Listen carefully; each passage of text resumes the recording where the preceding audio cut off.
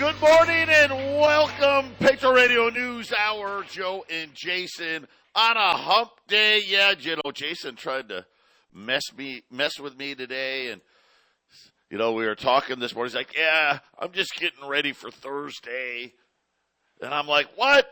It's not Thursday. Don't tease me like that. No, it's only Wednesday." But hey, that means we're about halfway through. 800-951-0592. That is our toll-free number. I'm going to say it. I've been saying it and saying it and saying it. Put the products away. And this week, lucky. I'll say this: the fake jobs report that we got last week. The 250-some thousand jobs created, and when you look at it from a headline standpoint, that was like, okay, that's enough to because gold was pushing that new all-time record high, and that was a really good number. As we found out the following week, they just made up 358,000 jobs with birth death. But that was enough profit taking. This is routine stuff. We see it all the time, especially in the gold and silver markets. I'm very, very confident that we are very close. The bottom's actually maybe in today. We'll see. But if not, there's not a lot of room left in this. And I think as more and more data comes out, because right now, listen, here's what they want to believe. Data is getting worse. But the Fed's going to pause, and somehow, they're optimists. They're optimistic people, these debt guys. Well, they've got to be. Because they know that the foundation that this is built upon is really, really, well, let's just say shaky at best. But I will say this. I think over the next 6 weeks, that optimism is going to go away.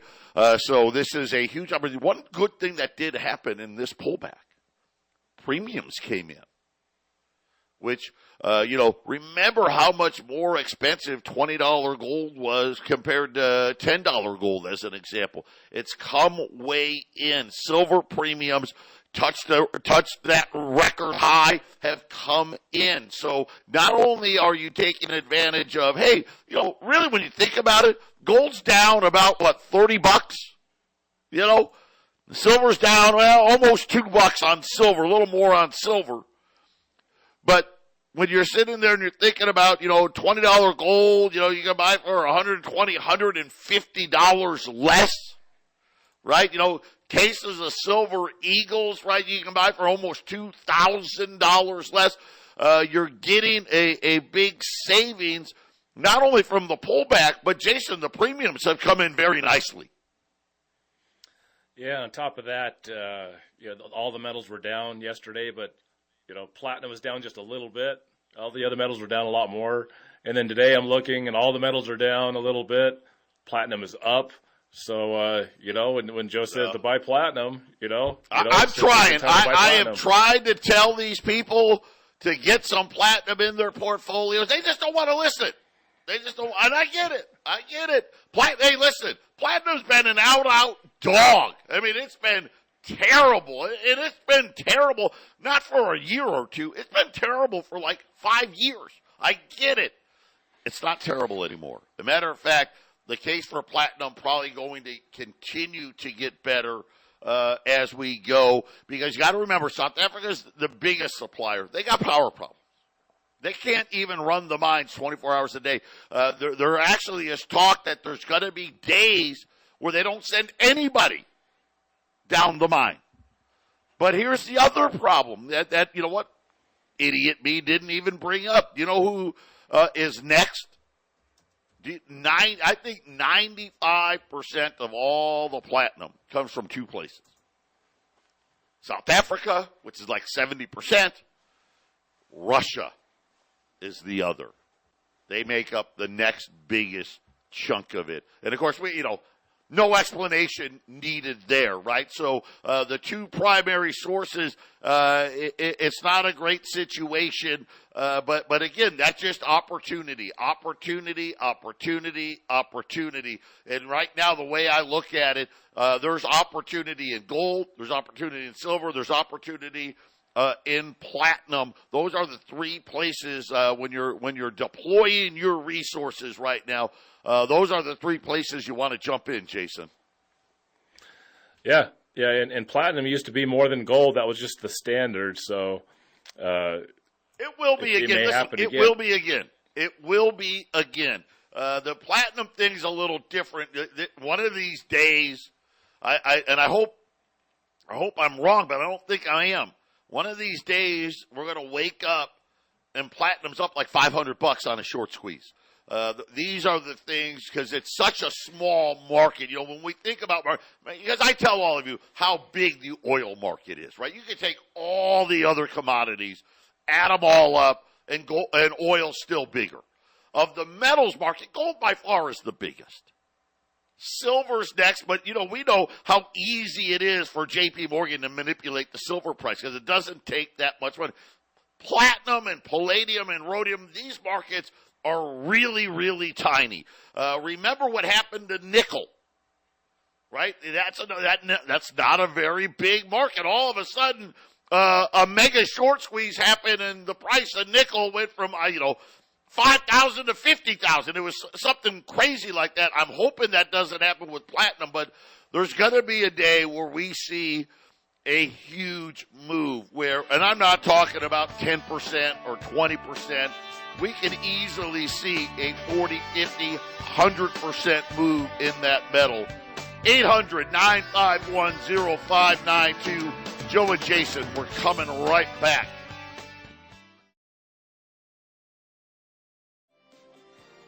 Eight 800-951-0592. Joe and Jason, Patriot Radio News Hour on this Wednesday. The Dow, after having a tough day yesterday, it's up 120 right now. The S&P's up 15. The Nasdaq's up 47. Gold's down 6 here, 1986. And silver floating right around unchanged here, right? I'll say down 3 cents here, $23.70. This market update brought to you by our friends at Y-Refi. You know, you think about what Home Depot had to say yesterday. I'm going to tell you about Target. By the way, be careful being a headline reader with the Target news today. Yes, Target beat expectations, the big headline. I'm going to tell you, it was almost as bad as Home Depot, but we'll get to that in just a minute. If you're looking to diversify, if you think about Bubba Horowitz yesterday, is he right? Is the S&P going to lose over half of its value? Is the Dow going to trade below 20,000? He says so. I don't know. Are interest rates going even higher? Are we going to see a 10-year note above 6%? I don't think so, but he sure does. But maybe because of the fact that no one really knows. How about Stanley Druckenmiller? What does he say? Hey, 10 years from today, the stocks are not going to be as high as they are right now. That's what he says. That's not what I say. That's what he says. I've said it. Jason's got his head. I'm saying it. Right? And these are really, really smart guys. These are not, again, a lot of people, sometimes, why do we play guys like Jeff Gunlat, Stan Druckenmiller? Why did I play Bubba Horowitz yesterday? Because it's good for you guys to hear from guys that are very, very smart, have been very, very successful, that are not gold guys, right? They're not gold bugs, right? They just tell you, hey, this is what I think is going to happen. And then you can make that determination. If you're like, you know what? I need to diversify. I want something else. I'm buying my gold. I'm buying my silver. I'm doing what Joe and Jason said, but I got this other money here, and I'm looking to have it not correlated to Wall Street. What can I do? Well, one of these things you can do check out our friends at YRefi. Invest, YRefi.com. That's the word invest, the letter Y, REFY.com. Or just call them, 888-YRefi24, 888-YRefi24. You got to have at least $50,000. That is the minimum. As we said, you get to pick. You get to pick how long you would like to invest, 1 year to 5 years. If you go with just 1 year, maybe you want to take a 1 year time out, you'll get 6.25%. Pretty good. Better than any money market out there. If you go for 5 years, 10.25%. If you need your money back before it's over, guess what? You know how these, like, we know how, like, annuities and stuff, they whack you with penalties and fees. You're going to get all your principal back, no questions asked. Check them out, YRefi24 or 888-YRefi24. And Jason, it's another tough day, really, a Target. The headline was good, and everybody wants to blast that headline out there that, hey, we beat estimates. Now, of course, what they don't tell you is they lowered them all, right? Especially after yesterday, what Home Depot had to say. But let me tell you what the CEO of Target was saying, just to give you some flavor here. We came into 2023 clear-eyed about what consumers are facing with persistent inflation and rising interest rates. We are determined to build our guest trust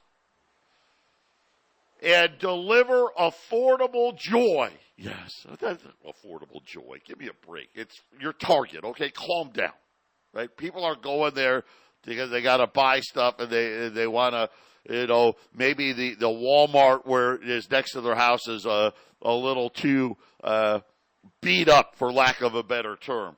But here's what they say. Same store sales for stores open at least 13 months. Negative. It's not good. Now, problem was they were like, well, it's just a little negative. Like, close. I think the word they used, Jason, was close to flat. It was close to flat. Now, that would be okay. That would be. That would probably be a win. But here was the problem as the CEO started to talk. Because for Target, their quarter was February, March, April. And they said, February started out pretty good.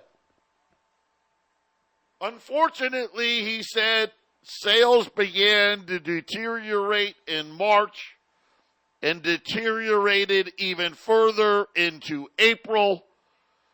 And we expect them to deteriorate even further into 2023. So, Jason, very similar to Home Depot, which is, hey, same-store sales are tracking to be much lower year over year than we thought initially. Initially, Target was hoping 2023 would be flat.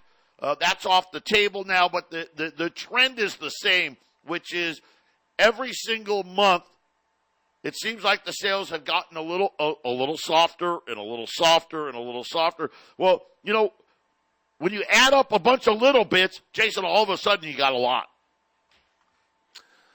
Yeah, that's true, and Target always seems to be the odd man out when it comes to Walmart, right, or now Amazon, and then of course you got these big warehouse stores like Sam's Club, which is Walmart, and Costco, and there's not a lot of room for that big store competition, and just it feels like Target is going to be tomorrow's Sears or tomorrow's Kmart, right? It's just seems like its days are numbered the way things are going, Joe. I wouldn't be surprised if you see Target go away.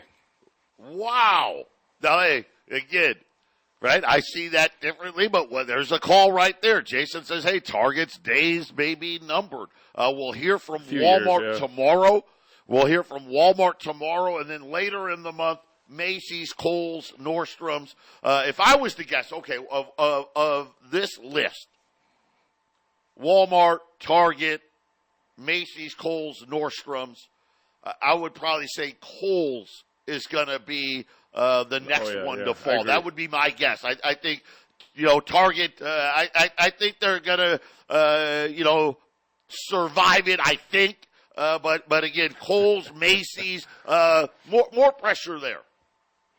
Macy's and Kohl's, I think, are just a little bit different types of stores. Just in my mind, Target's trying to be in that space where it's a grocery store and a department store together. And when you got Kroger kind of moving into the department store end of it, and you got Walmart who's has a huge market share, it just seems like when people don't have money to spend, they're going to go to the cheapest, and the cheapest is not Target. That's the way it's going to be, I think.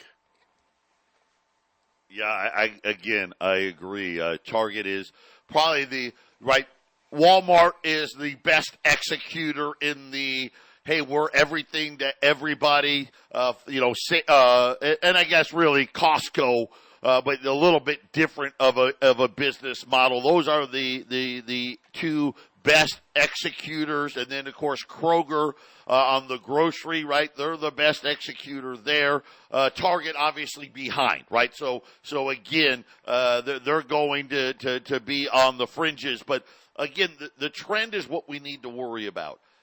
What is the jobs number going to be tomorrow? I think that's going to be a really interesting number. We had 4,000 first-time jobless claims last week. As I do, I talk to my buddies, and I've got lots of business owners. I've got lots of middle manager friends and high executive CEO friends. And I will just tell you, all of them, some have said, business is a little slow. The vast majority of them are either talking about layoffs or are in a place where layoffs are now happening. So, Jason, things have changed. That's a big change from the start of the year. The start of the year, everyone's like, no, business it's still good. Maybe a little slower, but good. We're not getting that anymore. Now we're getting, hey, it's slowed down, or, man, we're starting to talk layoffs. And then for some of my buddies, no, layoffs are already happening. Yep. How about 275 tomorrow? How's that sound? That sounds like it's going to grind upward. So 274, how's that? Something like that? I mean, it just seems like it's moving in that direction, Joe, to get a little more serious each week. For sure. And you know what? I hope it doesn't. Breaking above 270, that puts you in that danger zone. We'll see. Right. Unfortunately, I think the more important number is going to be the continuing claims. How close to 2 million do we get there? In other words, people that are being laid off, are they finding work? I have 3 of my golfing buddies. They've been laid off, all of them, in the last 30 days. None of them have found employment yet. So this is one of these trends we're going to have to look for.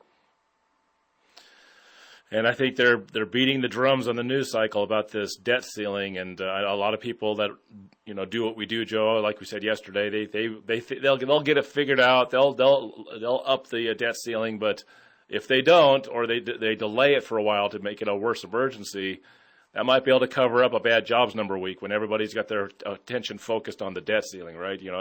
Don't look over there on that Thursday number. Look at the debt ceiling. Don't worry about anything else. It's a good emergency to have to cover up. Hey, maybe jobs get to 300,000 in a couple of weeks, but everyone's talking about the debt ceiling. Yeah, well, and again, I think debt ceiling next week will be I think next week it really heats up. Mm-hmm. The number I saw now, June 5th, I don't know. Right, when the Treasury allegedly is going to run out, I think all of us know they're going to do something. But more importantly, there is the latest small business survey, and this one was the one I was really wanting to keep my eye on. We're up now to 60% of small businesses saying that they are worried about staying in business. So this is a big jump up. Inflation, taxes, interest rates, and again, a lot of these businesses, it's the same banking problems, right? All of these things weighing on small business, and when small businesses now are starting to talk about layoffs, again, this is another big problem here right now. Even my bar restaurant friends now, one of my buddies, he's still trying to hire the same, I need a dishwasher, right? I need the late cook guy, right? I need the same 3 or 4 crappy jobs that I've always needed. But you know what I don't need? Yeah, I don't need any more servers.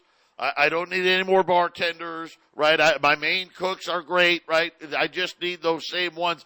And again, we'll have to see, Jason. It's going to be, I think tomorrow will be a big day. If we get a really bad number, and I hope we don't, that could affect things greatly. Because right now, I think Wall Street would celebrate anything under 250,000. That's just what I think. Now, I don't know if we'll get that number, but that's what I think. It just seems with everything we've been reporting the last couple of weeks, and that number's been creeping up. It just seems logical it'll go up a little bit from last week, Joe. I don't see why it wouldn't, right? I don't have any indications on my small level that it's going to go down. So what was it last week? It was 260. I always forget that number, 265. Yeah, 264. Which that was a big jump though. We missed the 250s. I mean, we went from 240s to 260s. We'll see. We'll see how it all plays out. Patriot Radio News Hour. We'll be back right after the break.